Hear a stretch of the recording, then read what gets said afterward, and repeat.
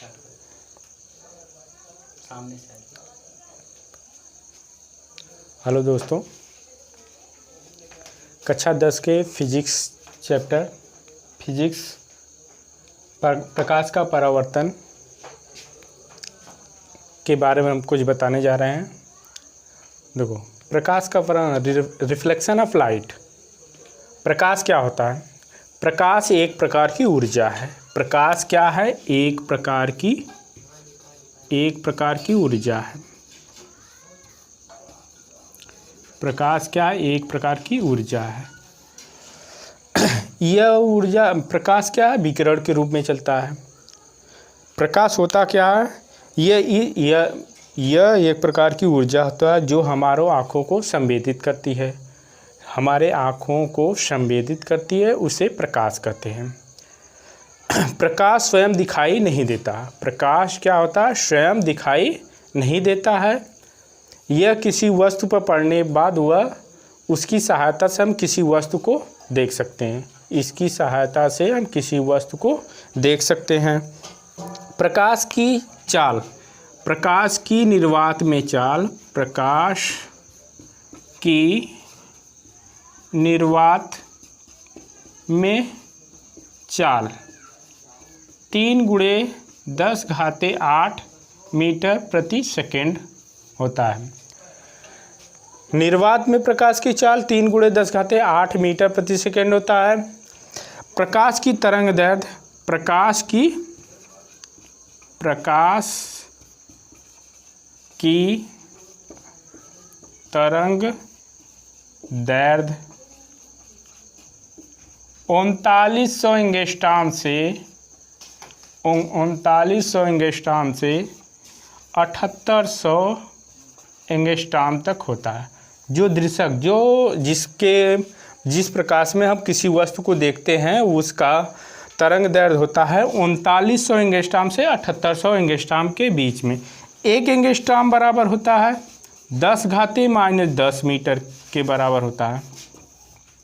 जो हमें एक एंगस्ट्रॉम बराबर होता है 10⁻−10 मीटर के बराबर होता है। अब प्रकाश के बारे में हम बता दिए। हमें प्रकाश की परिभाषा क्या होती है? जो हमारी आँखों को संवेदित करती है, उसे प्रकाश कहते हैं।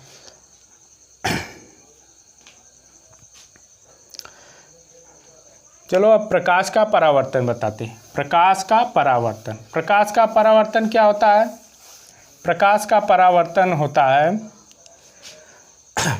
प्रकाश किसी चिकने या पालिशदार तल पर पड़ता है और उसका अधिकांश भाग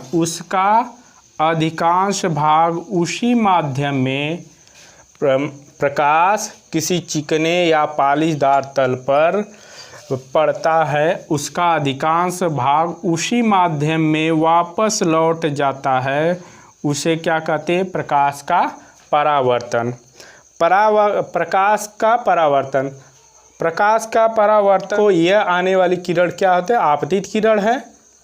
यह जाने वाली किरण क्या है? परावर्तित किरण। और बीच में जो दी गई है, यह अभिलंब है। यह जो दोनों किरणें जिस बिंदु पर मिलती है, उसी को क्या कहते हैं? आपतन बिंदु कहते हैं। प्रकाश के परावर्तन के नियम अब चलो देखते हैं। परावर्तन के नियम। परावर्तन के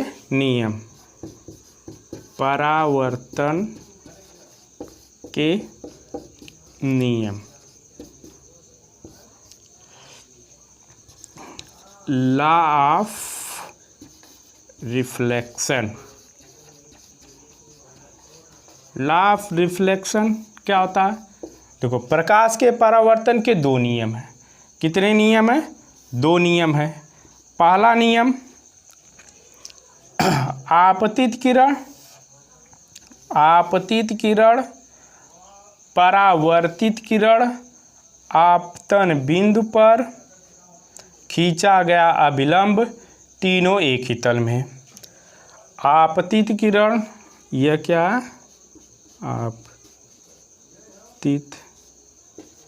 किरण परावर्तित किरण आपतन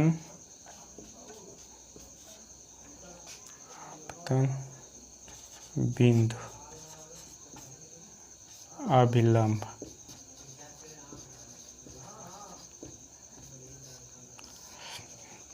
देखो पहला नियम क्या बताया, आपतित किरण परावर्तित किरण आपतन बिंदु पर खींचा गया अभिलंब तीनों एक ही तल में होते हैं। दूसरा नियम क्या है, आपतन कोण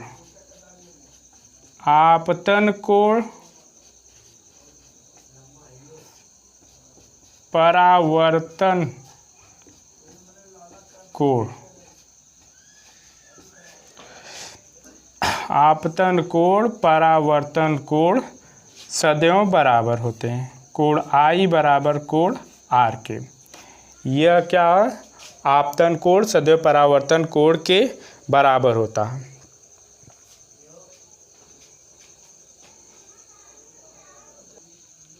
तो आइए जानते हैं का।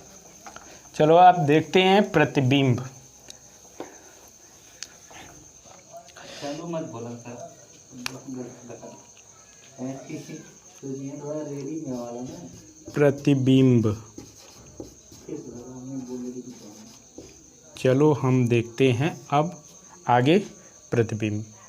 नेक्स्ट हेडिंग इमेज, इसको क्या बोलते हैं, इमेज।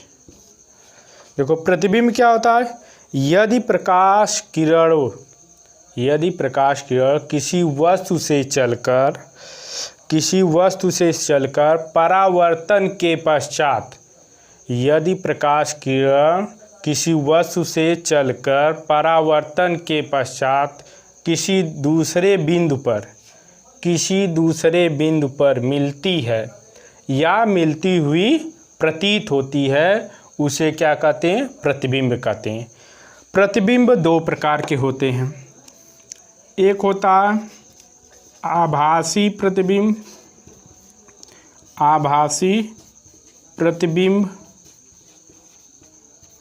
दूसरा होता है वास्तविक प्रतिबिंब।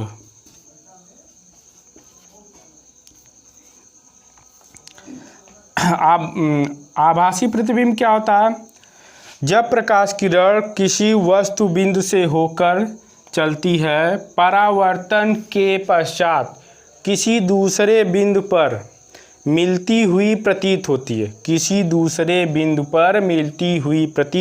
है, उसे क्या कहते हैं, आभासी प्रतिबिंब कहते हैं। आभासी प्रतिबिंब का उदाहरण जैसे पर्दे पे हम कुछ फोटो लेते हैं, वह क्या हो जाएगा, ये आभासी प्रतिबिंब का एग्जाम्पल हो जाएगा। वास्तविक प्रतिबिंब क्या होता है, वास्तविक प्रतिबिंब चलो देख लो। जब कोई प्रकाश किरण किसी बिंदु वस्तु से चलकर परावर्तन के पश्चात किसी दूसरे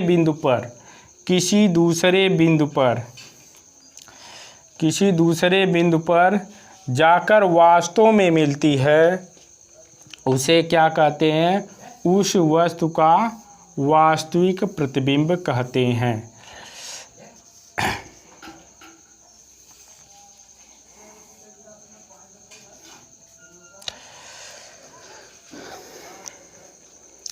अब प्रतिबिंब के बारे में बता दिए, अब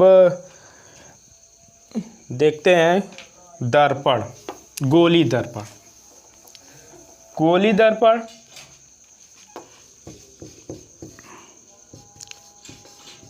गोली दर्पण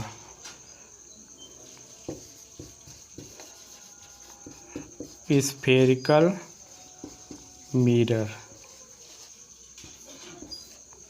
गोली दर्पण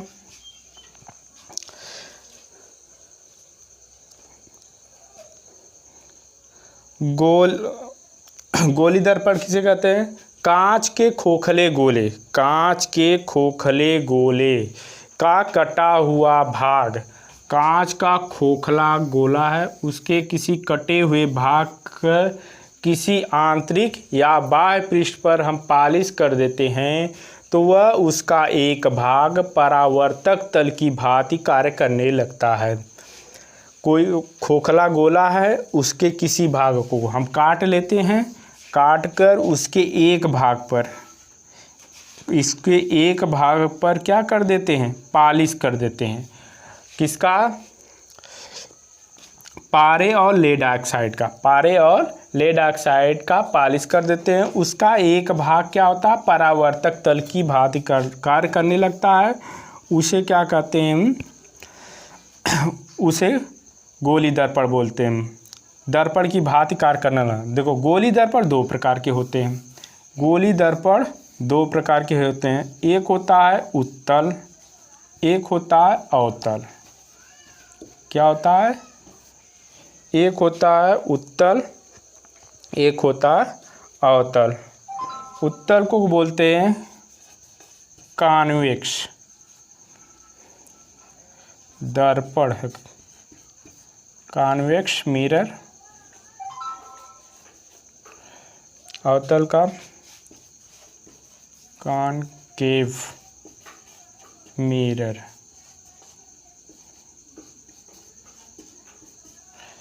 देखो, उत्तल दर्पण क्या होता है?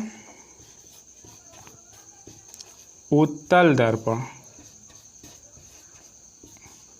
उत्तल दर्पण चलो देख लो।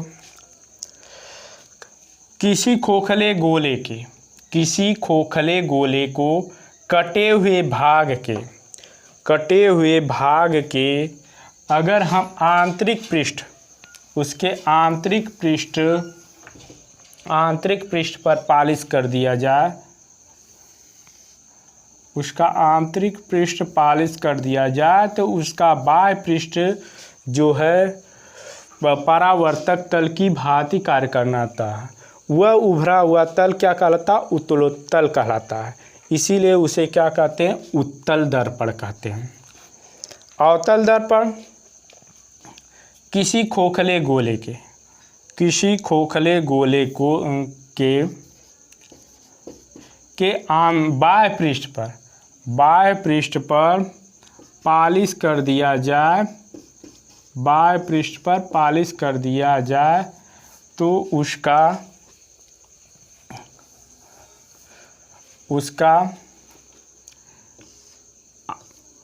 उसका आंतरिक भाग परावर्तक तल की भांति कार्य करने लगता है, अवतल दर्पण कहलाता है। अवतल देखो, गोली दर्पण संबंधित कुछ परिभाषाएं हैं। गोली दर्पण संबंधित कुछ परिभाषाएं हैं। वक्रता केंद्र,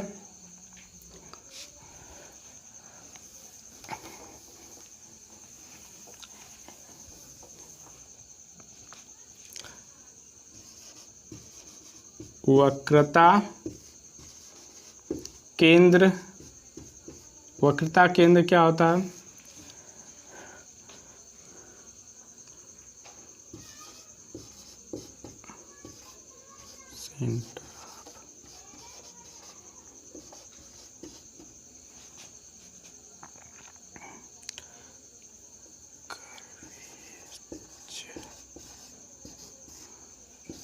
सेंटर ऑफ कर्वेचर।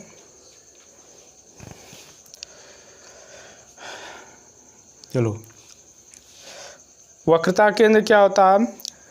उस खोखले गोले का केंद्र जिससे दर्पण बना हुआ, जैसे ये एक खोखला गोला है, इसका जो केंद्र है, इससे अगर हम काट कर दर्पण बनाते हैं, क्या बनाते हैं? दर्पण बनाते हैं।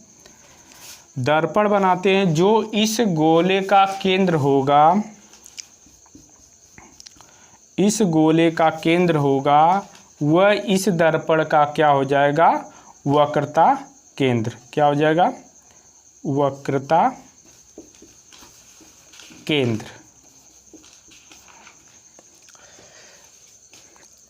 वक्रता केंद्र क्या होता है?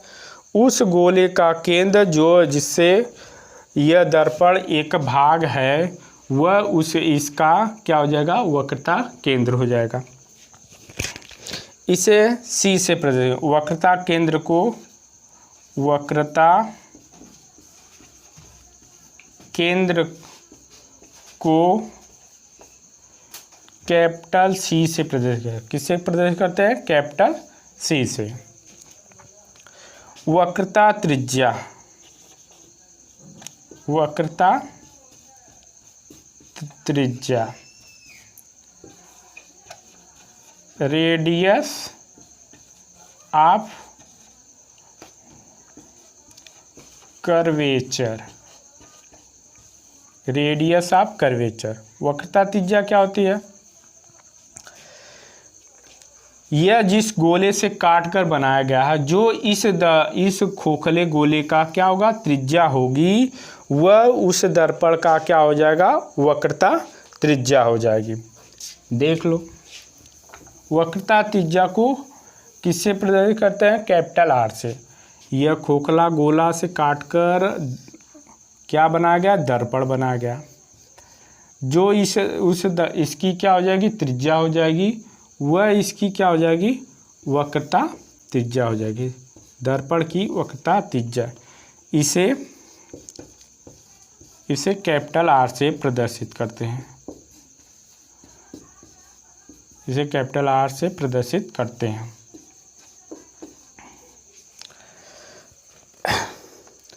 अब दर्पण का ध्रुव, ध्रुव क्या होता है, दर्पण के द्वारक, दर्पण का द्वारक के मध्य बिंदु को, दर्पण के द्वारक के मध्य बिंदु को दर्पण का ध्रुव कहते हैं। इसे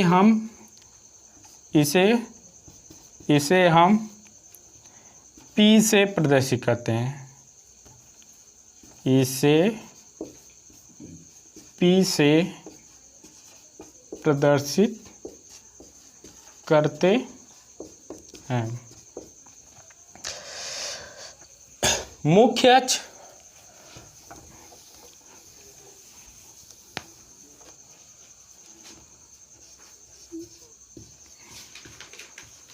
मुख्य अक्ष दर्पण के वक्रता केंद्र, दर्पण के वक्रता केंद्र तथा ध्रुव को, दर्पण के वक्रता केंद्र तथा ध्रुव को मिलाने वाली रेखा को, दर्पण के वक्रता केंद्र तथा ध्रुव को मिलाने वाली रेखा को मुख्य अक्ष कहते हैं। क्या कहते हैं, मुख्य अक्ष। दर्पण के वक्रता केंद्र तथा ध्रुव को मिलाने वाली को मुख्य अक्ष कहते हैं। मुख्य फोकस, मुख्य फोकस, मुख्य फोकस किसे कहते हैं,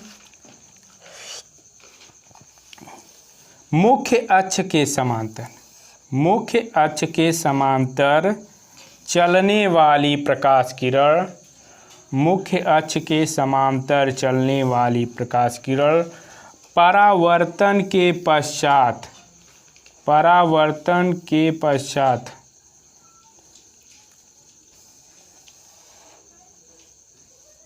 परावर्तन के पश्चात जिस बिंदु से होकर जाती है उसे उस दर्पण का मुख्य फोकस कहते हैं। या मुख्य अक्ष के समांतर चलने वाली प्रकाश किरण, मुख्य अक्ष के समांतर चलने वाली प्रकाश किरण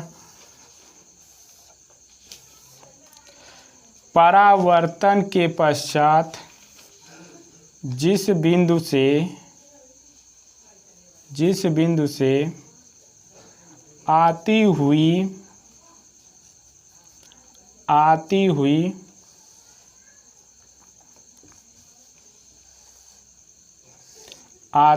प्रतीत होती है उसे उस दर्पण का फोकस कहते हैं।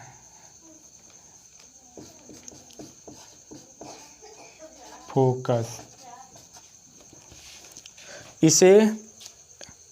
इसे कैपिटल एफ से प्रदर्शित करते हैं। इसे किससे प्रदर्शित करते हैं? कैपिटल एफ से। फोकस दूरी। फोकस दूरी क्या होती है? फोकस दूरी। फोकस दूरी दर्पण का मुख्य फोकस तथा ध्रुव के बीच की दूरी। दर्पण के फोकस तथा ध्रुव के बीच की दूरी को फोकस दूरी कहते हैं।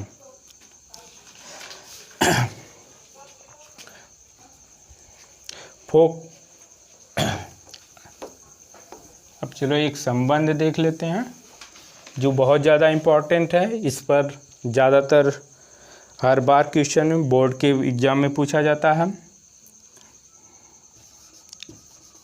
वक्रता, त्रिज्या तथा फोकस दूरी में संबंध।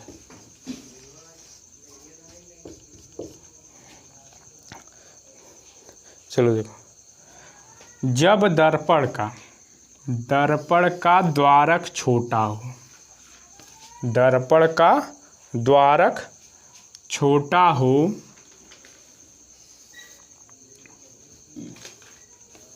दर्पण का द्वारक छोटा हो, वक्रता त्रिज्या फोकस दूरी वक्रता त्रिज्या की आधी होती है। फोकस दूरी वक्रता त्रिज्या की आधी होती है। ये सूत्र है। फोकस दूरी